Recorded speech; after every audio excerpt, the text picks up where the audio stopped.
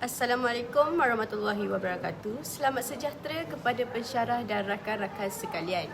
Nama saya Farhan Tasha Alia binti Nasuha dari Unit Bahasa Melayu 1 PISMP Ogos 2024-2028. Dalam video ini, kita akan menyelami satu topik yang sangat krusial bagi masa depan negara, iaitu analisis sosiologi terhadap transformasi sistem pendidikan Malaysia bagi tempoh 2018 hingga 2026. Sebelum kita melangkah lebih jauh, kita perlu bertanya kepada diri kita sendiri, apakah sebenarnya fungsi pendidikan di dalam sesebuah masyarakat? Ramai yang menyangka pendidikan hanyalah proses pemindahan ilmu atau sekadar transaksi akademik di dalam bilik darjah sahaja untuk mendapatkan segulung sijil. Namun, dalam perspektif sosiologi, pendidikan jauh lebih bermakna daripada itu. Jadi, pendidikan adalah sebuah alat rekayasa sosial, iaitu social engineering. Ia adalah satu mekanisme di mana nilai, norma dan struktur kuasa di dalam sebuah negara dibentuk dan dikekalkan. Menurut dokumen keramat kita, iaitu Kementerian Pendidikan Malaysia pada tahun 2013 menerusi Pelan Pembangunan Pendidikan Malaysia PPPM 2013-2025, matlamat utama negara adalah untuk memastikan dua elemen besar ini dilakukan, iaitu equity dan quality. Jadi, apa maksud equity yang sebenarnya? Jadi, equity bermaksud setiap anak bangsa, tidak kira dilahirkan di rumah panjang di Sarawak atau di kondominium mewah di Kuala Lumpur, mereka harus mempunyai peluang yang sama rata untuk berjaya. Inilah yang kita panggil sebagai keadilan sosial. Namun, persoalannya, adakah dasar-dasar yang kita gubat ini benar-benar mencapai matlamat tersebut? Sebagaimana yang dihujah secara kritis oleh pakar sosiologi pendidikan antarabangsa BAL 2021. Dasar pendidikan pada abad ke-21 ini seringkali bukan bersifat statik. Ia sentiasa berubah-ubah mengikut tuntutan keperluan ekonomi global dan tekanan politik antarabangsa. Dalam tempoh 8 tahun ini, Malaysia telah melalui satu fasa yang sangat unik, iaitu fasa yang penuh dengan cabaran politik, krisis kesihatan global iaitu pandemik COVID-19 dan revolusi industri yang tidak menentu. Kita telah melihat bagaimana sistem pendidikan kita dipaksa untuk berevolusi dalam masa yang sangat singkat. Oleh itu, dalam pembentangan saya pada hari ini, saya telah membahagikan hujah saya kepada 3 tulang belakang transformasi utama yang telah mengubah landscape sosiologi Malaysia secara drastik. Yang pertama, permekasaan TVET, iaitu pendidikan teknikal dan vocational. Kita akan melihat bagaimana kerajaan cuba meruntuhkan kasta akademik dan mengangkat martabat kemahiran sebagai kunci kepada mobiliti sosial menegak. Yang kedua, digitalisasi melalui pelantar delima. Ini bukan sekadar tentang teknologi, tetapi tentang demokratisasi ilmu. Kita akan membedah sama ada teknologi mampu merapatkan jurang antara si kaya dan si miskin, atau adakah ia mewujudkan satu kasta digital yang baharu. Dan yang ketiga, pemansuhan peperiksaan pusat seperti UPSR dan PT3. Ini adalah anjakan paradigma terbesar dalam sejarah negara kita.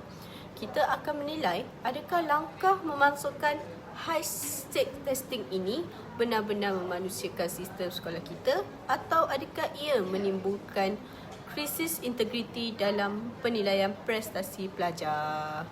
Bidang pendidikan dan latihan teknikal dan vocational TVET dilihat sebagai penyelesaian utama untuk melengkapkan tenaga kerja Malaysia dengan kemahiran dalam sektor pertumbuhan tinggi seperti semikonduktor, tenaga boleh baru dan kenderaan elektrik. Menurut Fellow Bersekutu Kanan Institut Dasar Ekonomi dan Kewangan Universiti Utara Malaysia UUM, Profesor Madya Dr. Irwan Shah Zainal Abidin, langkah ini dijangka membantu Malaysia muncul sebagai hub bakat berkemahiran tinggi dan menarik pelaburan langsung asing FDI. Katanya keutamaan terhadap TVET penting bagi memenuhi permintaan industri termasuk pelabur asing serta melindungi pertumbuhan ekonomi negara. Namun majikan masih bergelut mendapatkan juruteknik, jurutera dan pakar yang berkelayakan meskipun Malaysia terus menarik pelaburan asing khususnya dalam industri pembuatan termaju. Dr. Irwan turut menyatakan bahawa wujudnya amaran terhadap ketidakpadanan antara bekalan buruh mahir dan permintaan industri yang semakin meningkat. Tambah beliau, antara tahun 2022 hingga 2023, terdapat 260,000 graduan baru memasuki pasaran, sedangkan hanya 150,000 pekerjaan berkemahiran tinggi diwujudkan, sekaligus menyumbang kepada kadar pengangguran graduan. Tambah beliau, antara tahun 2022 hingga 2023, terdapat 260,000 graduan baru memasuki pasaran, sedangkan hanya 150,000 pekerjaan berkemahiran tinggi diwujudkan, sekaligus menyumbang kepada kadar pengangguran graduan. Sehubungan itu, beliau menggesa institusi pendidikan segera memperkukuh elemen TVET dalam program pengajian, termasuk memastikan graduan menepati kehendak industri masa depan. Jadi, mari kita tumpukan perhatian kepada transformasi yang pertama, iaitu permekasaan TVET, pendidikan teknikal dan vocational. Apabila kita berbicara tentang TVET dalam konteks hari ini, kita sebenarnya bukan sekadar bercakap tentang bengkel atau kemahiran bertukar, tetapi kita sedang membicarakan tentang satu agenda besar, iaitu demokratisasi pendidikan. Selama berdekad-dekad ini, sistem pendidikan kita telah terjebak dalam satu fenomena yang dipanggil academic bias atau kecenderungan akademik yang melampau. Masyarakat kita telah didoktrinkan untuk percaya bahawa kejayaan hanya datang melalui laluan universiti tradisional, iaitu ijazah sastra atau sains tulen. Mengikut teori sosiologi yang sangat masyhur oleh Pierre Bourdieu 1986, sistem sekolah seringkali hanya mengiktiraf modal budaya tertentu, iaitu kepintaran linguistik dan logik matematik. Akibatnya, pelajar yang mempunyai kecenderungan kinestetik, teknikal dan praktikal seringkali dipinggirkan dan dilabel sebagai lemah. Dan mereka juga telah diletakkan di kasta bawah dalam struktur sosial sekolah. Namun, bermula sekitar tahun 2018, dan diperkukuh secara drastik dalam rancangan Malaysia ke-12, RMKE 12, kerajaan telah mengambil langkah berani untuk memecahkan stigma ini. Transformasi ini menyaksikan penjenamaan semula TVET bukan lagi sebagai laluan kedua atau second class education. Salah satu langkah teknikal yang paling signifikan adalah pengenalan single TVET rating system. Mengapa TVET ini penting secara sosiologi? Kerana sebelum ini, wujud kekeliruan antara pelbagai institusi seperti Kolej Vocasional, ILP dan Giat Mara. Dengan sistem penarafan tunggal ini, kerajaan memastikan kualiti penyampaian dan nilai sijil adalah setara dan diiktiraf secara nasional. Ini adalah usaha untuk memberikan nilai pasaran yang adil kepada modal insan teknikal kita. Sekarang, mari kita buat analisis mobiliti sosial. Dalam sosiologi, mobiliti sosial adalah perpindahan individu dari satu strata ekonomi ke strata yang lebih tinggi. Bagi pelajar daripada latar belakang B40, TVET bertindak sebagai sebuah fast track atau laluan ekspres. Berdasarkan kajian oleh Muhammad Nasir pada tahun 2020, data menunjukkan kadar kebolehpasaran graduan TVET ini sangat luar biasa, malah mencecah melebihi 90%. Jadi 90% tu adalah satu angka atau 1% yang sangat tinggi. Bayangkan senario ini, seorang anak peneroka Felda atau anak nelayan di pinggir pantai, jika dia mengikut laluan akademik tradisional yang memakan masa yang lama, dia mungkin berdepan risiko pengangguran jika pasaran kerja tersebut tepu. Namun, melalui TVET, sebagai contoh dalam bidang kimpalan bawah air, underwater welding atau penyelenggaraan instrumen gas, dia mampu memperolehi pendapatan yang jauh lebih tinggi, malah mencecah 5 angka tanpa memerlukan ijazah sarjana muda. Inilah yang kita panggil sebagai anjakan status ekonomi berasaskan kemahiran. Pendidikan teknikal telah berjaya memintas birokrasi akademik untuk memberikan hasil ekonomi yang nyata kepada golongan miskin. Tetapi rakan-rakan, transformasi ini bukan tanpa cabaran. Cabaran terbesarnya bukanlah pada mesin atau teknologi, tetapi pada minda masyarakat kita. Stigma bahawa TVET ini adalah untuk budak-budak gagal sahaja masih menebal di meja makan keluarga Malaysia. Di sinilah peranan kita sebagai bakal guru dan ejen perubahan kita bertanggungjawab untuk mengubah naratif ini. Kita perlu meyakinkan ibu bapa dan murid-murid bahawa dalam era revolusi industri 4.0 ekonomi gig ini dan pembangunan robotik, kemahiran teknikal adalah mata wang baharu. Kita mahu melahirkan generasi yang bukan sahaja tahu apa, iaitu teori, tetapi tahu bagaimana, iaitu praktikal. Jadi TVET kini adalah pilihan perdana, sebuah pilihan yang strategik untuk mereka yang ingin menjadi penggerak utama ekonomi masa depan. Transformasi TVET antara 2018 hingga 2026 ini adalah bukti bahawa Malaysia sedang berusaha merapatkan jurang kelas melalui kepakaran tangan dan inovasi teknikal. Seterusnya, kita akan melihat bagaimana aspek digital pula memainkan peranan dalam transformasi ini.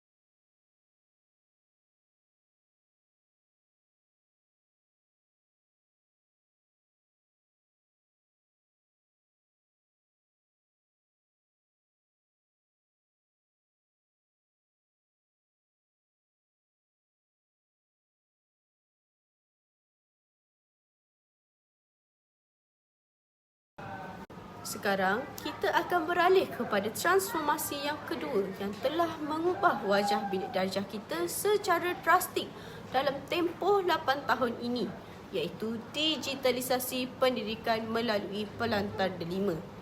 Ramai yang menyangka digitalisasi hanyalah tentang membekalkan laptop atau memasang wifi di sekolah semata-mata. Namun, secara sosiologinya, inisiatif Delima Digital Educational Learning Initiative Malaysia yang dilancar secara besar-besaran pada pasca pandemik adalah sebuah revolusi pedagogi. Kita sedang melihat peralihan kuasa maklumat jika dahulu sistem kita bersifat teacher center di mana guru adalah sumber segala kebenaran di hadapan kelas. Kini kita beralih kepada student center atau berpusatkan murid. Selaras dengan dasar pendidikan digital pada tahun 2023, peranan guru telah berevolusi dari seorang penyampai syarahan kepada seorang fasilitator. Murid kini mempunyai akses kepada gedung ilmu dunia di hujung jari mereka melalui Google Classroom, Canva dan pelbagai aplikasi integrasi dalam Delima. Ini adalah usaha untuk melahirkan model insan yang mempunyai literasi digital yang tinggi bagi mendepani cabaran global. Namun, rakan-rakan sekalian, sebagai pekaji sosiologi, kita tidak boleh hanya melihat kepada kecanggihan teknologi sahaja tanpa melakukan analisis kritis terhadap isu digital divide ini atau jurang digital. Jadi kita harus mengakui realiti pahit yang telah didedahkan oleh Azlan ETL pada tahun 2020. Keberkesanan transformasi digital ini sangat bergantung kepada apa yang kita panggil sebagai modal ekonomi keluarga mereka itu sendiri. Jadi di kawasan bandar seperti Kuala Lumpur atau Pulau Pinang, akses internet mereka adalah pada tahap 5G dan pemilikan peranti canggih bagi setiap anak adalah perkara biasa. Tetapi mari kita juga lihat ke pedalaman Sabah, Sarawak atau kawasan PPR di bandar-bandar besar. Kita melihat kemiskinan digital di mana seorang ibu terpaksa membahagikan satu telefon pintar yang usang untuk kegunaan 5 orang anak yang sedang mengikuti PDPR. Secara sosiologi, jika isu akses ini tidak diselesaikan, digitalisasi yang sepatutnya menjadi alat mobiliti sosial ini akan bertukar menjadi ejen marginalisasi. Kita akan berisiko mewujudkan dua kasta pelajar iaitu kelompok elit digital yang terus maju dan kelompok marhain digital yang semakin ketinggalan kerana kekangan infrastruktur. Jadi transformasi ini hanya akan dianggap berjaya sepenuhnya sekiranya prinsip kesamarataan akses atau digital equity diutamakan. Jadi kerajaan melalui inisiatif seperti jendela dan pemberian peranti subsidi cuba merapatkan jurang ini, namun perjalanan kita masih jauh. Sebagai bakal pendidik, tanggungjawab kita bukan sekadar mengajar cara menggunakan aplikasi. Kita harus sedar tentang latar belakang sosioekonomi murid kita sendiri. Jadi, kita perlu mempunyai sensitiviti sosiologi untuk memastikan teknologi yang digunakan untuk merapatkan jurang ini bukannya melebarkannya. Jadi kita tidak mahu teknologi menjadi tembok baharu yang menghalang anak-anak miskin untuk berjaya. Sebaliknya, kita mahu delima menjadi tangga untuk membolehkan mereka memanjat sosial yang lebih tinggi dalam dunia yang serba digital ini. Pemansuhan ujian pencapaian sekolah rendah UPSR dan pentaksiran tingkatan 3 PT3 dalam sistem pendidikan negara bagi membolehkan pelaksanaan pentaksiran berasaskan sekolah PBS dengan lebih berkesan. Menteri Kanan Pendidikan Datuk Dr. Razzie Jidin berkata, penilaian dilakukan menerusi 3 komponen iaitu pentaksiran bilik darjah PBD, pentaksiran aktiviti jasmani, sukan dan kokurikulum PAJSK serta pentaksiran psikometrik PPSI yang memberi ruang kepada guru menjadi lebih kreatif dan inovatif. Perkara ini dah ada dalam sistem untuk tempoh yang panjang, lebih daripada 10 tahun. Ramai yang kata kita masih belum bersedia untuk pentaksiran berasaskan sekolah, pentaksiran bilik darjah. Lepas 10 tahun. Kalau 10 tahun kita tak bersedia, berapa puluh tahun kita nak bersedia? Beliau berucap pada Forum Transformasi Pendidikan Pelan Pembangunan Pendidikan Malaysia PPPM 2013-2025. Turut hadir Timbalan Menteri Pendidikan Datuk Dr. Mahan Sun. Forum Anjuran Unit Pelaksanaan dan Prestasi Pendidikan Padu menjadi platform perkongsian idea berkaitan keadaan semasa, hala tuju terkini untuk meningkatkan kualiti pendidikan negara.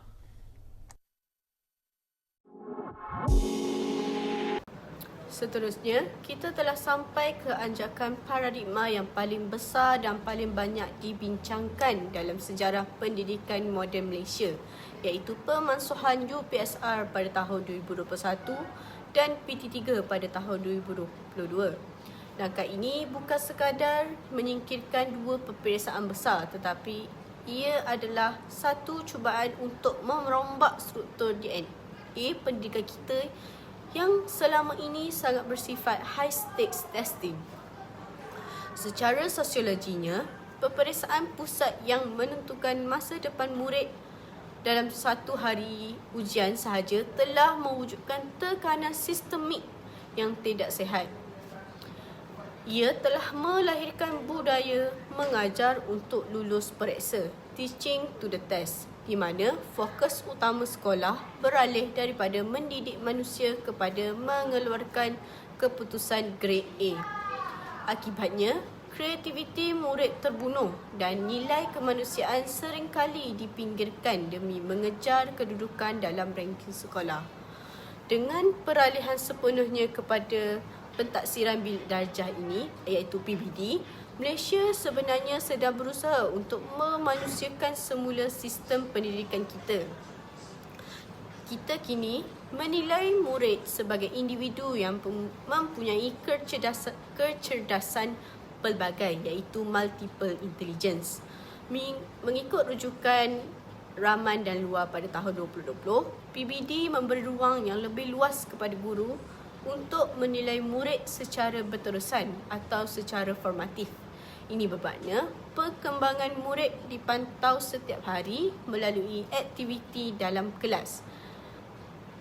Sebagai contoh, projek berkumpulan, pembentangan dan pemerhatian tingkah laku yang dilakukan semasa aktiviti pengajaran dan pembelajaran.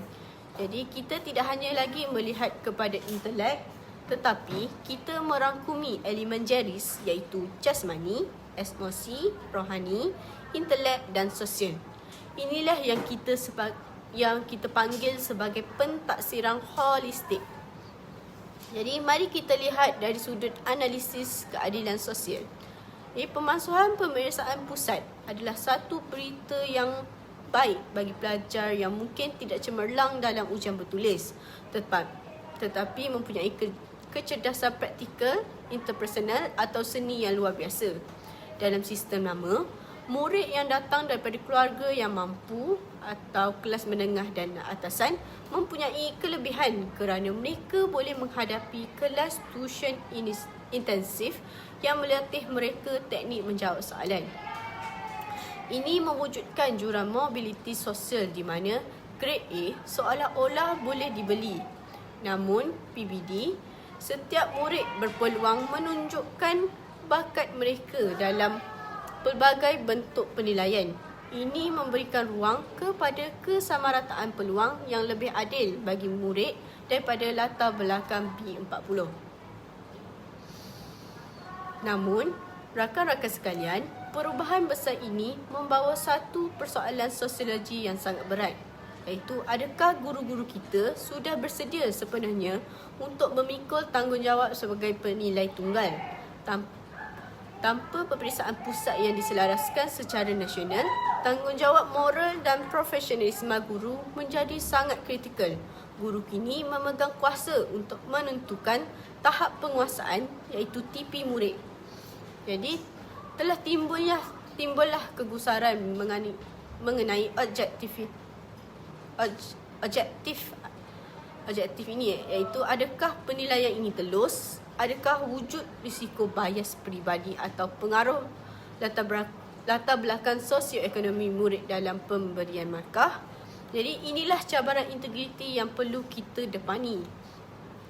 Jadi sosiologi mengajar kita bahawa guru bukan sekadar penyampai ilmu, tetapi mereka adalah penentu kepada nasib sosial murid.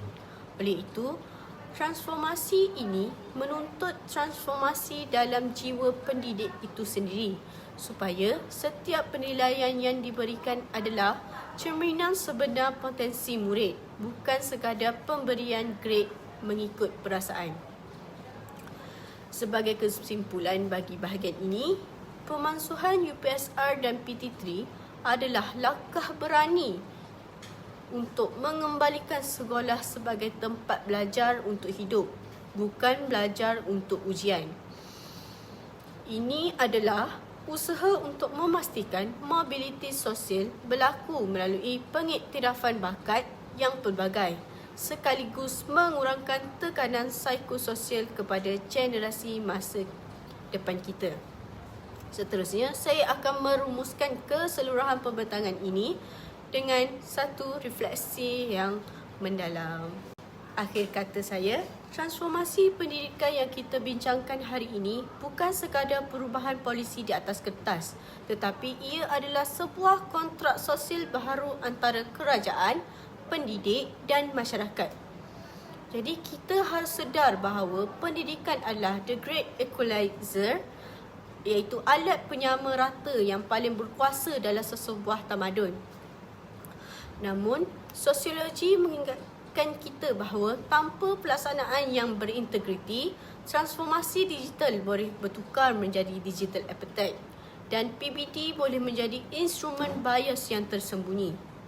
Oleh itu, kualiti guru adalah kunci utama dalam pelaksanaan ini. Kita bukan sahaja perlu mahir menggunakan teknologi, delima atau mahir menilai PBD semata-mata. Tetapi kita perlu mempunyai hati sosiologi, iaitu keupayaan untuk melihat latar belakang murid kita dengan penuh empati dan keadilan. Harapan saya, transformasi ini tidak akan terhenti di sini. Saya ingin melihat sebuah sistem pendidikan di mana seorang anak nelayan di Kuala Kedah dan seorang anak korporat di Kuala Lumpur, kedua-duanya mempunyai peluang yang sama rata untuk berjaya melalui laluan TVET maupun akademik. Hanya apabila kita berjaya mendapatkan jurang kelas ini, barulah kita boleh mendabik dada bahawa sistem pendidikan kita telah berjaya mencapai matlamat keadilan sosial. Sebagai bakal pendidik, saya berjanji untuk tidak hanya menjadi saksi kepada perubahan ini, tetapi menjadi penggerak utama di garis hadapan.